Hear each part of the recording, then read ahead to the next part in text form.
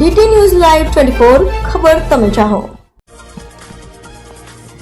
તારીખ 1 થી 7 સપ્ટેમ્બર દરમિયાન અંબાજી ખાતે ભાદરવી પૂનમ મેળાનું આયોજન કરવામાં આવ્યું હતું.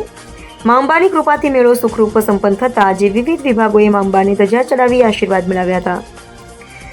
મેળા દરમિયાન પ્રસાર પ્રચાર વ્યવસ્થાની કામગીરી કરતા જિલ્લા માહિતી કચેરી પાલનપુર દ્વારા પત્રકારોને સાથે રાખી મા અંબાની ધજા ચડાવવામાં આવી હતી.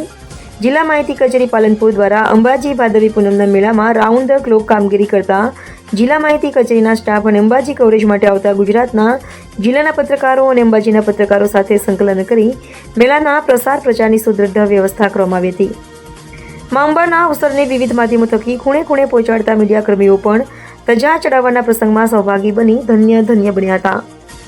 જિલ્લા વહીવટીતંત્ર દ્વારા મેળાની સુચારુ વ્યવસ્થા માટે 29 કમિટીઓ બનાવવામાં આવી હતી.